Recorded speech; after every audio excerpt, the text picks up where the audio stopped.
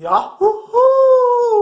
Welcome, my beautiful brothers and sisters, fellow radiators of love, the Kitsunes, Gemini. That's right, I'm talking to you. Welcome to your December 2018 report. Blah.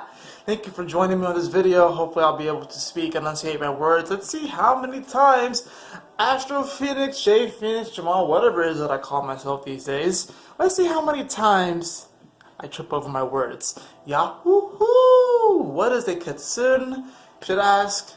If you just go into Google and type it in, Kitsun. You can also see in my thumbnail. I feel like a lot of people probably know, but I feel like out of all of the mythological creatures that I've chosen, this one is probably going to be one of the lesser known ones, mainly because it comes from Japanese mythology. And I really felt that as far as a mythological creature relating to a sign, I really for some reason just felt like Kitsune was Gemini. And honestly, Gemini, y'all are really badass. I'm really starting to appreciate the Gemini energy. And I feel like you guys get a lot of flack for that. And take it from someone who's king-kunks you. You gotta think, out of the king-kunksing energies, there's usually one where it's like, it's difficult, but you always almost kind of see them as the good guy, and then the other one's usually the bad guy. And these are the king-kunkses, and that will actually make a pretty good series about the king-kunkses for a sign, and what you usually may perceive as a good guy, what you may perceive as the bad guy, if that even makes sense. And like, Gemini, I know you guys get a lot of flack, but as far as like oppositional energy, for Gemini to be opposed Sag, that's freaking awesome. You guys are the same. Like, you're the same. You are pretty much the same. You're like a coin, right? How it's, two sides of the same coin.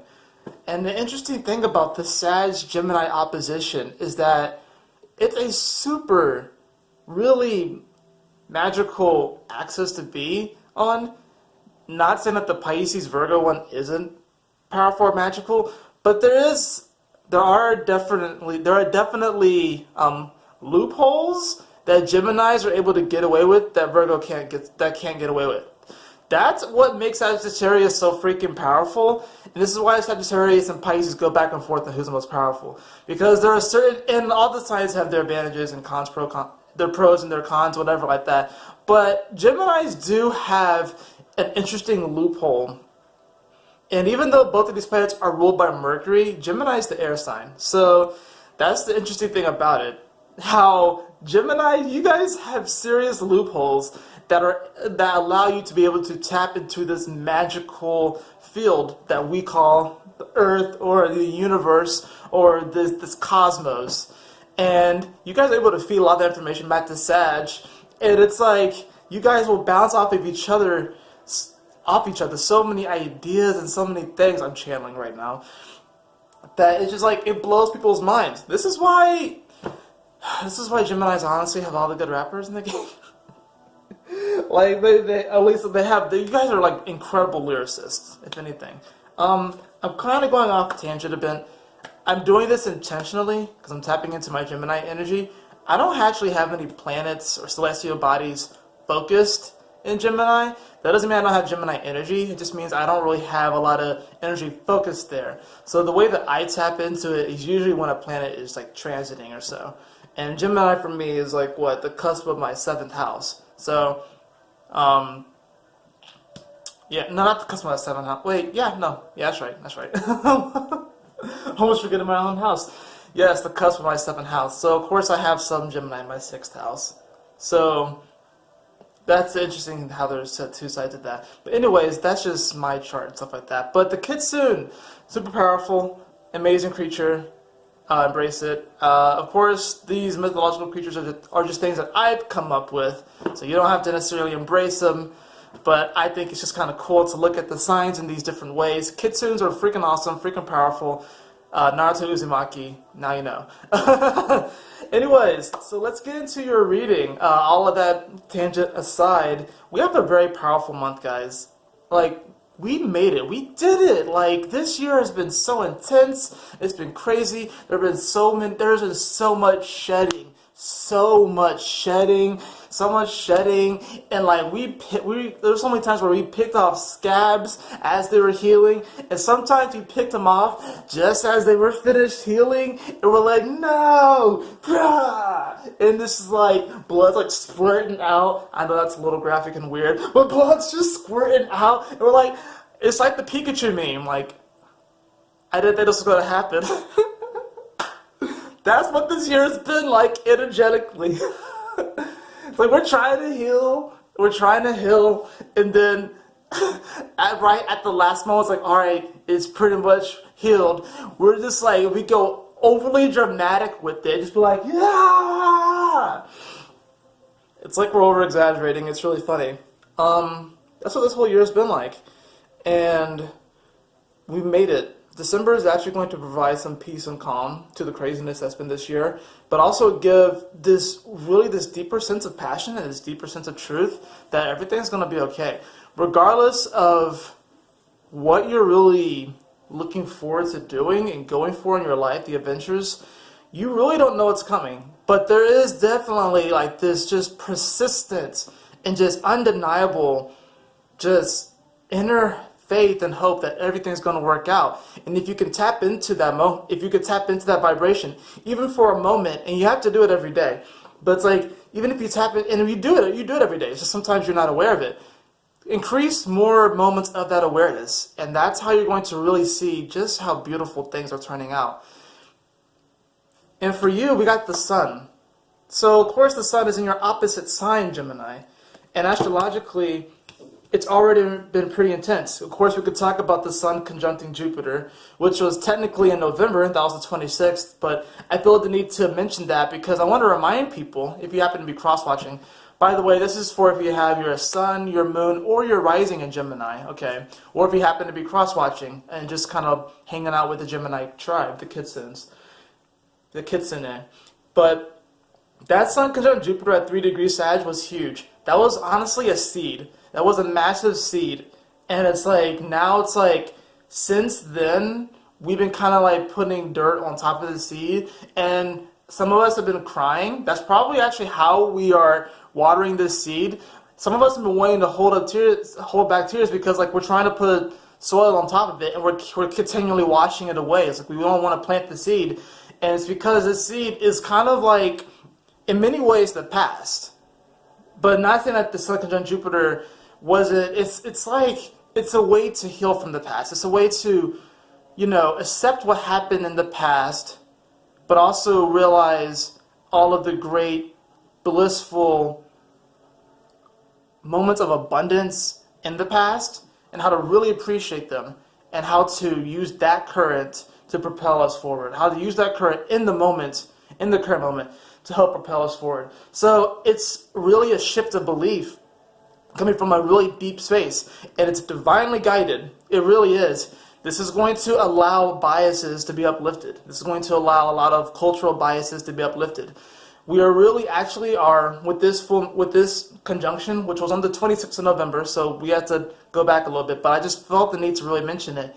We have to realize that this is going to take time to really present itself to us, but there's a lot of these biases, especially culturally, especially when it comes to language, especially when it comes to communication, the way that we talk to each other, whether that's through actual communication or whether it's through communicating back to each other that we want to move in this direction with technology by putting out this kind of technology. We want self-driving cars. We're communicating to the populace that we want self-driving cars, whatever. And that's just a different kind of communication. It could be, we want to communicate to people by letting them know that, and I will go ahead and mention this, and this is going to get a little political, but voter suppression is a thing, and we need to address it and at least be aware of it. you know, and that's a form of communication. Just different, there's different ways to communicate. It's not just, some of you are psychic, probably saw around me what I was just saying, even though it was very simple, and honestly pretty obvious too. But there's also this psychic awareness that's coming up. The sun opposing you, really, like I said, as far as oppositions, Sun and Gemini and Sag, I mean, you guys beef, but you guys don't beef nearly as hard as some of the other oppositions. That's what makes you guys so powerful. Sometimes you guys can be very, very, very cheeky with each other, and you know what I'm talking about. I'm Sag rising, so I've noticed it. In fact, for me, it kind of feels like almost everyone, that's what it kind of feels like.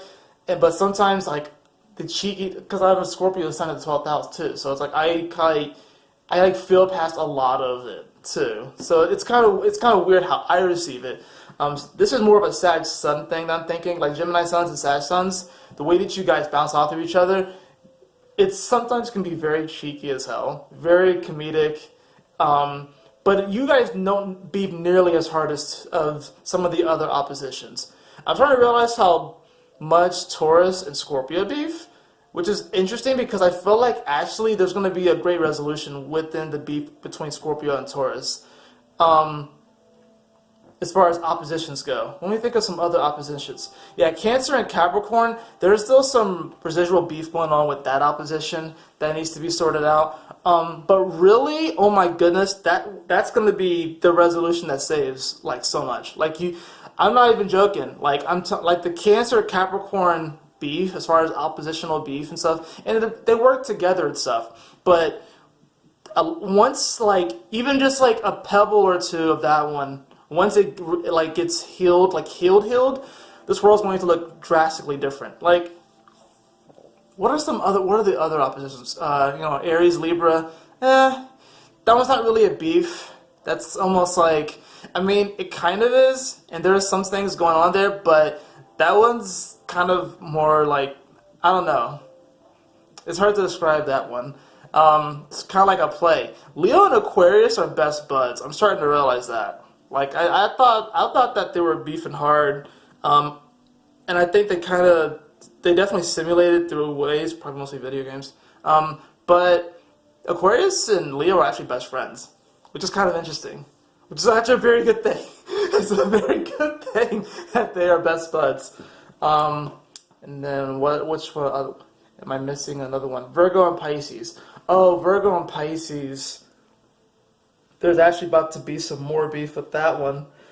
But it's only because we're going to the age of Aquarius. But there's about to be a little bit more beef between Pisces and Virgo energy. And it's not, I don't think it's going to be really even like beef or like necessarily bad. It's just going to be, it's actually going to kind of level the playing field a bit. Interesting enough. And we're going to start to really see the powerful energy of Sagittarius kind of manifest. Great thing about you, Gemini, is that since you are opposite Sagittarius, you're going to kind of get a lot of the effects that they get as well. So it's incredible. It's like your language is going to update, your communication is going to update, and really, if you really do believe in yourself, because that's what this whole Sun conjunct Jupiter was. And honestly, right now, a lot of this I've been channeling, because a lot of this is just Jupiter being opposed your sign, the Sun being opposed your sign. You're receiving a lot of gifts through so many people. But you do have to be aware of who are you surrounding yourself with, because you are Gemini, so you roll the natural third house, which our environment also communicates back to us. So look at your environment, does it reflect back to you kind of how you want your inner world to be? And this is kind of interesting because, like, I'm looking around here and it's not bad, but I would prefer it to be a little bit more cleaned up. So it's letting me know that, I need to kind of clean up a bit and stuff. So where in your life can you kind of clean up things?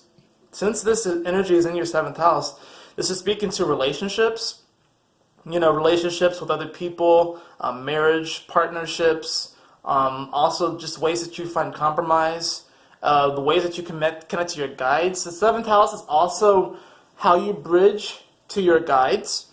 It's like meeting your guides halfway. That's what I kind of see it as. I really see that's like we can only go so far before it's like something has to kick in, and then we have to learn. It's like I'm seeing Libra as a bridge, right? And it's like we want to cross the whole bridge, but we're always met at the middle of the bridge by our angels and our guides. And we're like, hey, I want to go the rest of the way. And it's like they guide us like to wherever the other side of that bridge is, but it's like one peg at a time.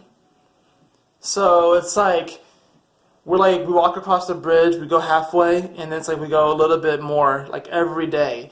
And then the dreams that we get, we experience that in Scorpio. These deeper desires, these subconscious currents that come up, that's the Scorpio energy. That's how we know when when we take that next step forward, because we got to think Mars is a co-ruler of Scorpio.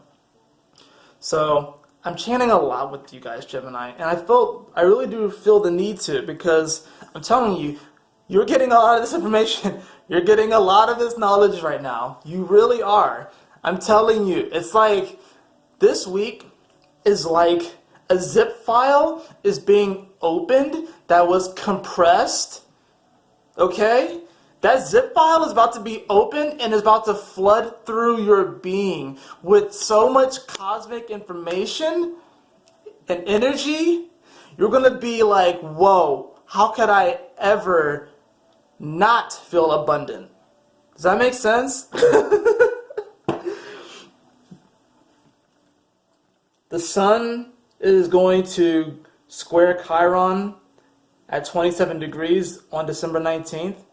And this is a major portal.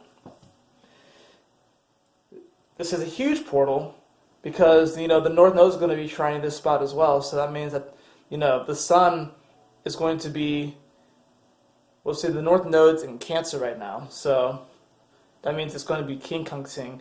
The sun's going to be quincunxing the North Node.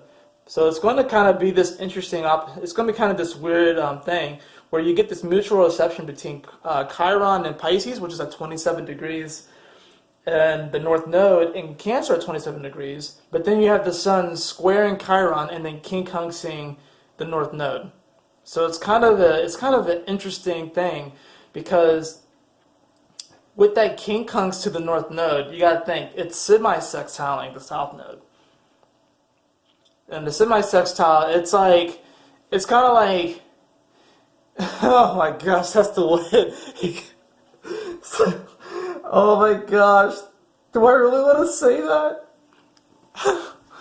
Oh my gosh, it's like the moment of impact, if that makes any sense. Alright, no, but seriously, it's like the moment of impact.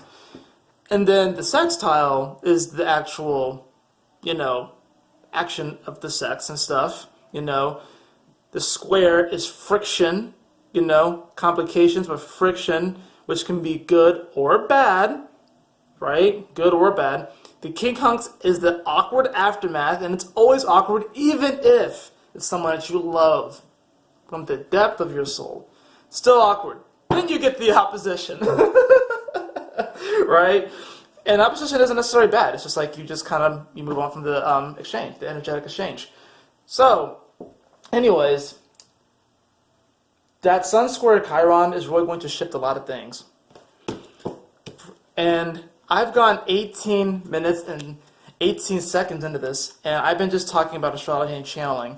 But if you can follow me, Gemini, just know that this December for you is going to be super powerful, because you're actually going to have a very efficient way at compartmentalizing a lot of the data that's going to come out of this compressed zip file, and you're going to be able to access it really quickly, like quicker than most other signs. Like Aquarius and Libra, of course, will catch up to you, but you're going to be the fastest initially.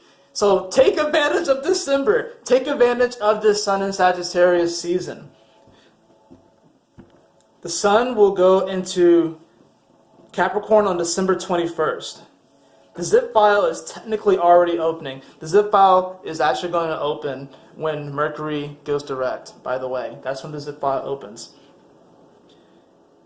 Mercury direct is December 6th. So from the 6th, really until the 21st, which is about 2 weeks, Gemini, you are going to have that juice. The zip file's open, you're going to be able to access it really quickly.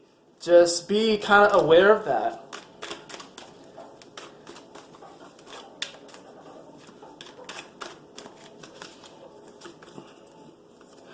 We have the Hermit card, so some of you guys definitely are going to be feeling like some sort of a lone wolf. But we also have the Four of Wands.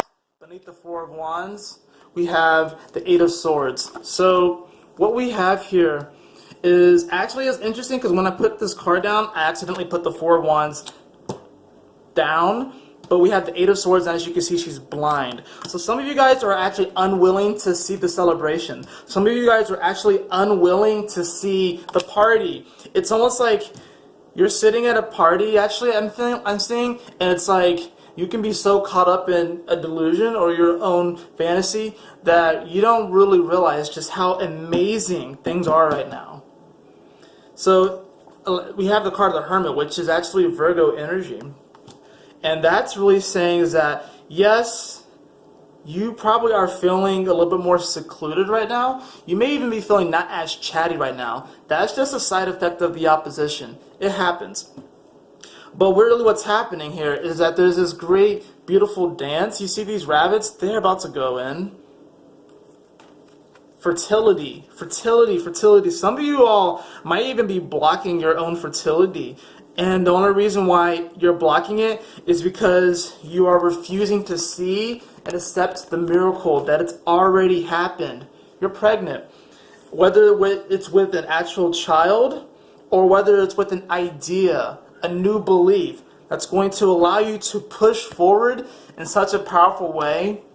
I'm telling you from the 6th until the 21st, you are going to have the juice. I'm telling you. And we'll look back on this moment, and there's going to be like this weird thing between Gemini and Sag, who's like, yo, who had more power, who had more magic and power during those 14 to 15 days? We'll run the results. We'll run the polls. We'll see. It's going to be very close. Y'all think I'm lying. Y'all think I'm joking. But I'm not. I'm not joking. It's going to be hilarious. We have the Five of Wands in reverse. As you can see, it's really just petty. That's just regarding the whole Sag thing. But some of y'all might take it a little bit too far. So be careful what you say. Be careful what you wish for. Be careful what you wish for. We also have the Seven of Cups, which lets me know that there really is truly abundance. There's so many places that you can go. But we have the Seven of Wands. If you can avoid a conflict, a pointless conflict, because it's the Five of Wands in reverse and the Seven of Wands with the Seven of Cups. So if you can avoid a pointless conflict where you feel like you have to stand your ground, now stand your ground anyway. If there's someone coming at you, if there's somebody coming at you in your court, stand your ground. Be respectful and show gratitude, but also stand your ground. But if you're like looking for beef, just avoid it, honestly.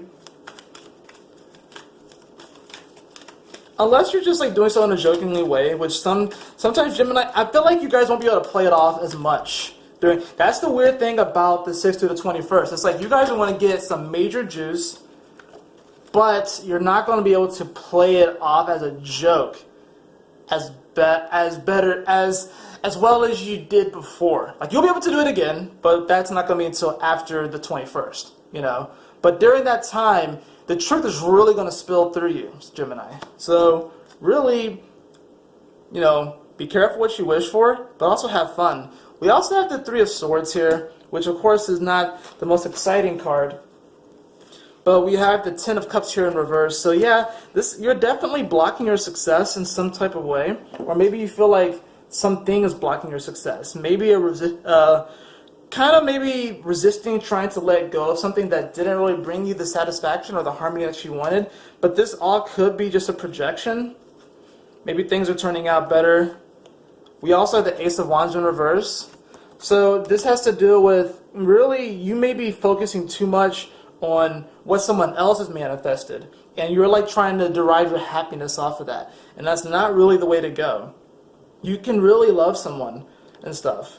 You really can. And you can maybe question their manifestations and why they've done things. And you may be inappropriately attaching too much of your emotional fulfillment based off of what they manifest. And it's nothing wrong with wanting good for other people. And we all have expectations of other people. But sometimes we place too many expectations on people, unnecessarily. And then when they break those expectations, when we didn't really tell them, and we don't really necessarily know why we have them for them, but it's like you can't base your emotions and your happiness off of what other people manifest, off of what you can manifest, sure. So I don't think this is necessarily meaning a breakup. It's just going to mean a breakup in your perception on what someone else, and on how someone else manifests, and how someone acts. That's really what it is. That's what you're breaking up with.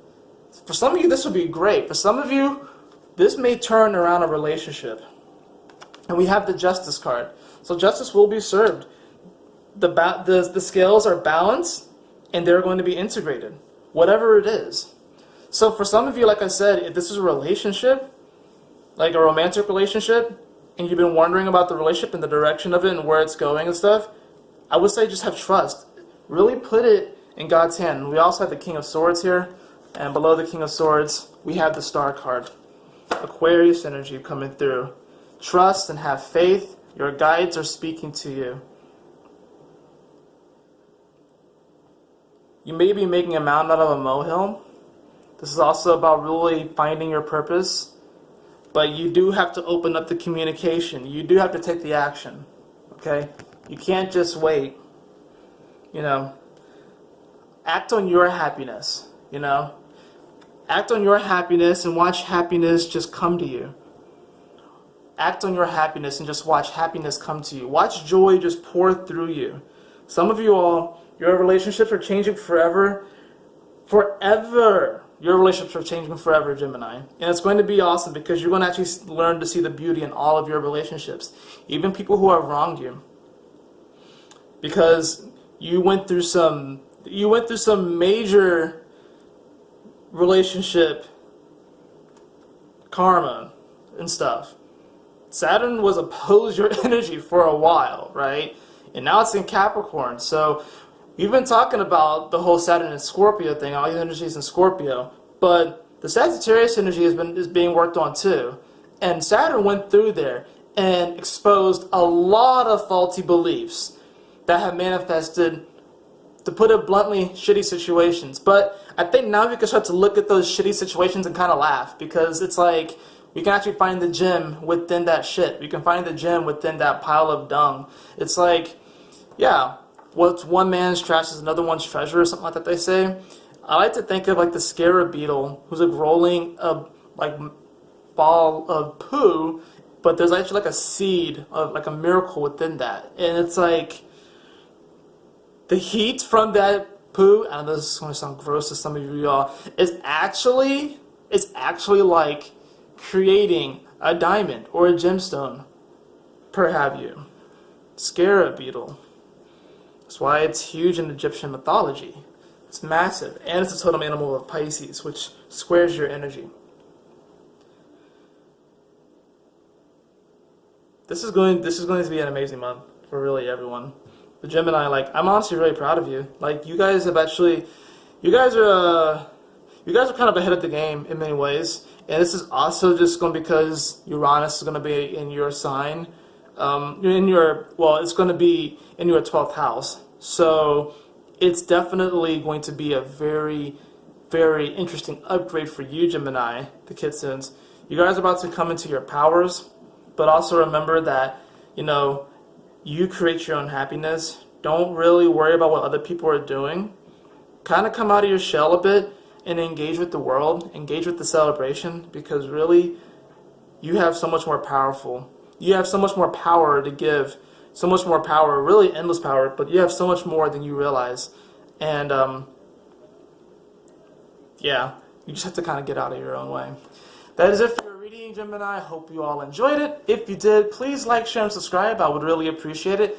And if you'd like a personal reading with me, beloved, you can follow the link in the description below too. astrofenixx.com. Almost said my other ones. And always remember, my beautiful brothers and sisters, fellow radiators of love, the Kitsunes, the spirit fox, the fox spirits. Always remember, fellow radiators of love, always remember. Anyways, dude, why don't you get to it anyways? Always remember to keep moving forward, stay focused, and Yahoo! Smile often.